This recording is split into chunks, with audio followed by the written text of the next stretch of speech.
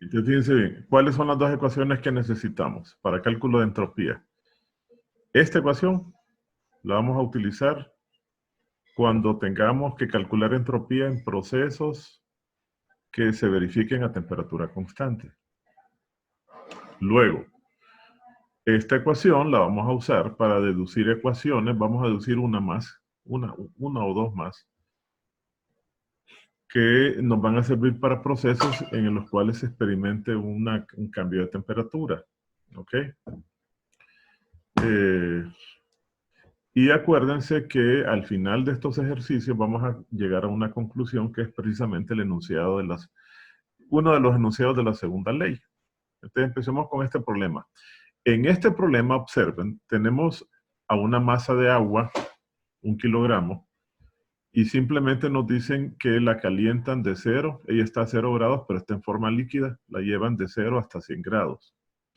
Y nos piden que calculemos el cambio de entropía que ella experimenta. Observen que solo estamos considerando al agua, no a su entorno, ¿ok?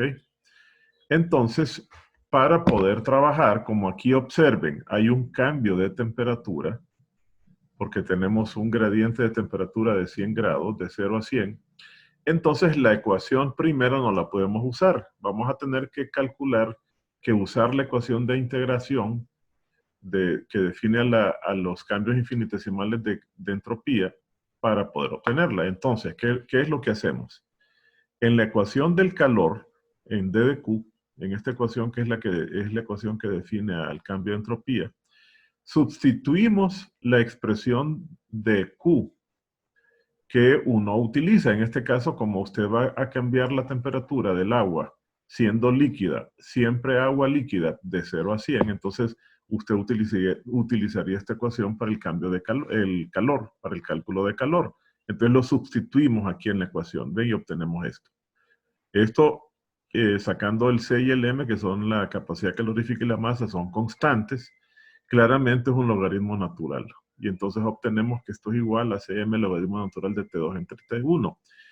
Entonces, guarden esa ecuación, es muy importante porque nos va a servir para todos los casos en los que tengamos que hacer cálculos de entropía y tengamos cambios de temperatura, gradientes de temperatura como esos.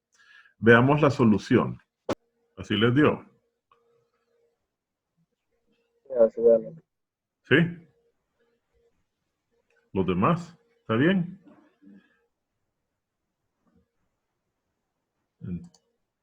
Volvamos entonces a donde estábamos antes. ¿Ven esta pantalla? ¿Vieron el cambio de pantalla? Sí, sí. Ok, vamos con el siguiente problema. Ahora dice el problema 2. Un gas se expande en forma diabática y de forma reversible. O sea que es un ciclo ideal, un proceso ideal. Calcule el cambio en su entropía. Es simplemente una expansión adiabática. Entonces, fíjense bien, este no tiene muchos cálculos. ¿Qué ocurre? Que en el proceso adiabático, por definición, el calor es cero. ¿Están de acuerdo? Y como el calor es cero, cuando usted lo sustituye, le da que el cambio de entropía da cero, sin mucho cálculo. O sea, anoten también ahí, cambio de entropía de un proceso adiabático es cero. Cambio de entropía de un proceso adiabático es cero. Vamos al siguiente. Ahora se nos dice que se tienen 200 gramos de agua a 85 Celsius. Se dejan enfriar a temperatura ambiente de 20 Celsius. O sea que el agua se la deja hasta que su temperatura final sea 20 Celsius. Y nos piden que calculemos el cambio de entropía. Observen que a diferencia del primer problema, aquí nos están pidiendo que calculemos no solo el cambio de entropía del agua, sino que además, miren, les piden en el inciso B el cambio de entropía del aire. Y después nos están solicitando el cambio de entropía total, que será la suma del sistema más el medio ambiente, o sea, el agua más el aire de la habitación. Entonces veamos la solución. A ver, ¿vieron ese cambio? ¿Están viendo qué pantalla están viendo ahorita? Ejercicio 3 dice. Ah, perfecto. Ok, sigamos entonces. Vamos entonces al ejercicio 3. ¿Qué tenemos? Bueno, tenemos 250 gramos de agua. Su temperatura inicial es 85, lo convertimos a kelvins, eso da 358. Y su temperatura final la vamos a enfriar hasta 20 grados, 293. Entonces, y esa es la capacidad calorífica del agua en forma líquida. Observen que el agua no va a cambiar de fase. Entonces, primero calculamos el cambio de entropía y para eso usamos esta ecuación, la que recién acabamos de deducir. Sustituimos allí el valor de C, que es 4190, por la masa de agua, que es 0.25, por el logaritmo natural de la temperatura final, que es 293, entre la inicial, que es 358, y esto nos da menos 209.87 joules sobre kelvins. Da negativo. Uno diría, bueno, pero eso está violando el principio de la energía, perdón, la segunda ley de la termodinámica. Sí, pero no se les olvide que por eso es que nos solicitan que hagamos el cálculo completo, que incluyamos también al aire. Entonces, vean, estas son las unidades de la entropía, son energía por unidad por grado kelvins. Entonces vamos al segundo inciso. Ahora dice, calcule el cambio de entropía del aire que rodea el agua. ¿Qué ocurre? Que como la masa de aire es tan grande, por lo menos es una cosa que debemos considerar, su temperatura no va a variar. Podemos considerar que, suponer que se permanece a 20 Celsius, a pesar de que el agua le está quitando calor, porque el agua se está enfriando, el agua le está pidiendo calor. Entonces, ¿cómo calcularíamos la entropía? Sería el calor que el agua absorbe, ¿verdad? Dividido por la temperatura a la cual permanece el aire. ¿Por qué usamos esto? Porque el aire es el que cede calor. El aire está, no al revés, el aire pierde, ¿cómo es? El aire absorbe calor, perdón, es al revés, disculpen. El agua se está enfriando. Entonces, quien está absorbiendo ese calor es el aire. Entonces, por el hecho de que el aire absorba el calor que el agua despide al enfriarse, como es tan grande la masa de aire, uno puede suponer que su temperatura no varía. Lo vamos a continuar teniendo a 20 Celsius. Entonces sería el calor absorbido por el aire, que esencialmente es el calor que el agua requiere para pasar de 0 a 100, valor absoluto. De 85 a 20, valor absoluto, porque esto daría negativo, ¿verdad? Y entonces hagan ese cálculo con valor absoluto, lo dividen entre T2, que es la temperatura a la cual permanece la habitación, a ver si les da esto, 232.38. El C del agua es 4190, la masa es 0.25. La temperatura 2, acá la tenía, eso ya lo anotaron, ¿verdad? Ahí lo tienen.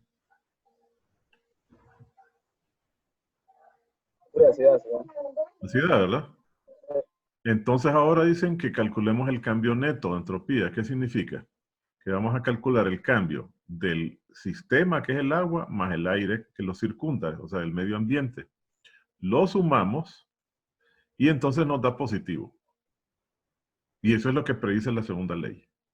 Ya lo vamos a ir anotando, ¿verdad? El cambio neto de entropía, siempre en un proceso natural, en un proceso termodinámico, va a dar positivo, lo menos que puede dar es 0, pero jamás va a dar negativo. Vamos a ver eso repitiéndose en los demás problemas. Vamos al siguiente problema. Ahora nos tienen a un estudiante, nos dicen que este estudiante, ¿ven la pantalla ¿sí? Del problema? ¿Ven el enunciado? Sí. Entonces dicen que ese estudiante le agrega calor a 350 gramos de hielo que se encuentran a 0 grados. O sea, es hielo, se encuentra en la fase sólida, hasta que lo derrite todo, dice, dejando que alcance el equilibrio térmico con el cuerpo. ¿Ok? El cuerpo es una fuente muy masiva de calor que se encuentra a 25 Celsius. Esto está en el inciso B, debía haber estado acá. Pero entonces nos piden que calculemos el cambio de entropía del hielo y que calculemos el cambio de entropía del cuerpo sobre el cual el hielo se encuentra. Y después, igual que en el problema anterior, que calculemos el cambio de entropía neto del cuerpo y del hielo. Entonces, vamos a ver cómo se resuelve. Vamos a la solución. Díganme si no ven la pantalla, ejercicio 4, ¿todos lo ven? Sí. Fíjense bien, aquí tenemos un cuerpo muy grande, ¿verdad? Que aquí lo he dibujado así.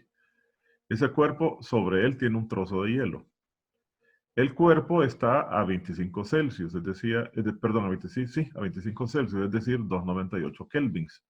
Le colocan encima 350 gramos de agua, que se encuentran a 0 grados. ¿Qué pasa cuando el hielo es colocado sobre un cuerpo más caliente? De inmediato, el hielo se va a fundir. Se nos dice que calculemos cuánto es el cambio de entropía que el hielo sufre cuando finalmente queda derretido, pero a la temperatura del cuerpo, a 25 Celsius. El cuerpo es tan grande que su temperatura no cambia porque el hielo le haya robado calor. Entonces venimos, hacemos ese cálculo acá. Primero, el cálculo de la entropía del hielo. Fíjense bien que tiene dos términos. En el primer término estamos usando la primera ecuación que vimos, que es aquella en la que se calcula la el cambio de entropía de un sistema cuando pasa por un proceso a temperatura constante. Recordarán que la fusión, todos los cambios de fase, la fusión, la vaporización, son procesos que se realizan a temperatura constante. En este caso, ese proceso se realiza a la temperatura de fusión del agua, que es 0 grados. Y aquí arriba estamos colocando el calor que en este caso el cuerpo se dio, que el hielo absorbió. El hielo para fundirse tuvo que haber absorbido por cada gramo de hielo, haber absorbido una cantidad igual al calor latente, que acá lo tenemos anotado. El calor latente del hielo, del agua, es de 334.000 joules por kilogramo. Entonces, de esta manera calculamos el cambio de entropía del proceso en el que él se funde. Ahora ya está fundido. Lo tenemos que elevar desde 0 grados hasta 25, o sea, a 278 kelvins. Y como aquí hay un gradiente de temperatura, usamos la ecuación que corresponde, que la acabamos de deducir.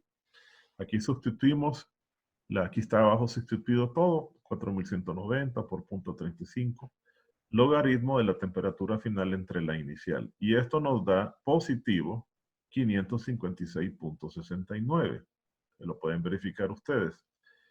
Esto lo voy a subir hoy, ¿verdad? Para que lo tengan ahí. Ayer le subí también una edición de lo que hicimos ayer. Ahora vámonos al inciso B. Calcule, nos dicen, el cambio de entropía que experimenta el cuerpo. Le llamé delta SC. En tal caso, decíamos, el inciso nos advierte que es un cuerpo muy masivo y que su temperatura no cambia. Entonces, el cuerpo, para el cálculo de entropía del cuerpo, lo que necesitamos es la ecuación en la que se calcula la entropía de cuerpos, de sistemas, perdón, de procesos a temperatura constante. Sería igual al calor total que el hielo absorbió. ¿De dónde lo absorbió el hielo eso? Se lo robó al cuerpo. Y aquí aparece por eso como calor entregado por el cuerpo, al hielo. Observen que este calor es negativo, no se les vaya a olvidar porque el cuerpo lo está perdiendo. Por eso le puse signo negativo acá. Pero lo puedo calcular positivo acá. Entonces sería, el hielo primero se fundió. Entonces, ¿cuánto calor requirió? LF por la masa de hielo. Luego, el hielo elevó su temperatura de 0 hasta la temperatura de 25 Celsius y experimentó este cambio, este calor, absorbió este calor. Entonces sumamos los dos calores y lo dividimos entre la temperatura a la que el cuerpo permanece, que es de 25 Celsius, 298. Y nos da esto que está acá, ¿verdad? 334.000 por 0.35 más todo esto. Y obtenemos un valor negativo de 515.31. Entonces al final nos dicen, cuál es el cambio neto de entropía de los dos, tanto del cuerpo que pierde calor como del hielo que absorbe ese calor. Y entonces sumamos estos 556 que habíamos obtenido para el hielo con estos negativos 515 punto 31 que obtuvimos para el cuerpo y nos vuelve a dar positivo. Entonces vemos que la segunda ley se va cumpliendo. Jamás vamos, o se va definiendo, jamás vamos a tener un proceso en el cual, al tomar en cuenta el cambio neto de entropía, nos dé negativo. Siempre nos va a dar positivo. O cero. ¿Verdad? ¿Preguntas? ¿Todo bien? ¿Seguras? Bueno, vamos al siguiente problema entonces. Vámonos al siguiente problema. Ahora, siguiente problema. Esta es una ecuación adicional que vamos a deducir. En esta ecuación lo que se nos plantea es que tenemos en un recipiente, en un recipiente a volumen constante, un recipiente rígido, separado por una membrana que está aquí, representada por esta línea, tenemos a una masa, a una cantidad de gas que se encuentra aislada en una parte a la mitad, digamos, del recipiente. La otra mitad vamos a suponer que está al vacío. Abruptamente se rompe la membrana, estalla la membrana. Y entonces, abruptamente, súbitamente, este gas pasa a tener el doble, un volumen diferente, mayor. En este caso, el doble. ¿Verdad? Y entonces se nos pide que encontremos en ese proceso, que se llama, ese proceso recibe el nombre de expansión libre, es un proceso irreversible, ¿verdad? Todos los que hemos hecho antes son procesos reversibles. Se llama expansión libre. Quieren que encontremos el cambio de entropía que experimenta el sistema. Entonces lo que se hace es simplemente, veamos los detalles. En la expansión libre, como es un proceso isotérmico, porque, a propósito, eso lo dice el problema, que es tan rápido el cambio que la temperatura del gas no varía. Se expande, pero se expande de manera isotérmica. Entonces, como es isotérmico, el cambio de entropía es cero. El cambio de energía interna es cero. Y entonces, cuando usted lo sustituye en la primera ley de la termodinámica, siendo este término cero, le da que el calor es igual al trabajo. Es decir, que el trabajo que el gas hace al expandirse, lo obtiene del calor que tiene que absorber. Se utiliza esta ecuación, fíjense bien, para el cálculo del trabajo, tomamos la ecuación que se dedujo antes, ¿se acuerdan? Cuando vimos el proceso isotérmico, dedujimos que el trabajo de un proceso isotérmico es igual a NR, la temperatura a la cual se hace el proceso, por el logaritmo natural de la razón del volumen final al inicial. Entonces, lo vamos a sustituir esto en la ecuación del cambio de entropía. Como el calor es igual al trabajo, entonces Q dividido por T nos daría el cambio de entropía, pero la temperatura es la misma. Y como es la misma, se cancela y nos queda esta expresión. Esta ecuación entonces la vamos a usar en el ejercicio 5, donde nos dicen que se tiene un cuerpo, un cuarto, de 425 metros cúbicos a 298 kelvins.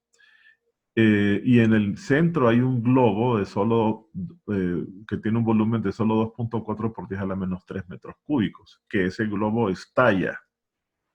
En ese globo hay 0.1 mol de un gas encerrado. Y vamos a suponer que que esta habitación está al vacío, o por lo menos que tiene muy pocas moléculas.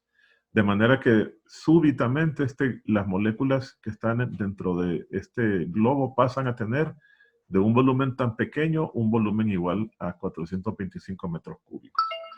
Entonces, para hacer ese cálculo, como claramente se trata de una expansión libre, usamos la ecuación que acabamos de deducir.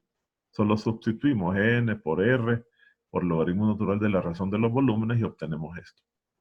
Ahora, ¿qué pasa con el cuarto? El cuarto proporciona ese calor. Las paredes del cuarto se encuentran, más bien el cuarto pierde calor, ¿verdad? Porque él lo proporciona. entonces las paredes del cuarto ceden ese calor que el gas requiere.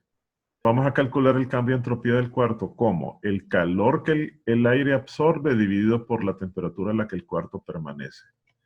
Y eso nos daría, el calor es igual al trabajo, o sea, nos da la misma expresión, ¿ven? Y obtenemos que es igual a lo mismo que se calculó para el gas. Por lo tanto, concluiríamos que el cambio de entropía en este caso dio 0. Pero sigue cumpliéndose, miren, sigue cumpliéndose la segunda ley porque jamás nos está dando un proceso en el que tengamos un cambio de entropía positivo. Y ese problema creo que está aquí lo teníamos, miren, este es el problema último que acabamos de resolver. Con esto podemos concluir que siempre cuando la entropía de un proceso se considera tanto el cuerpo que absorbe como el que pierde calor, o sea, considera todas las partes, siempre, nunca nos va a dar la entropía negativa, siempre nos va a dar positiva o 0. Y al final podríamos decir de manera equivalente que en todo proceso natural la entropía siempre se incrementará. ¿Ok? Bueno, con esto terminamos la clase de hoy.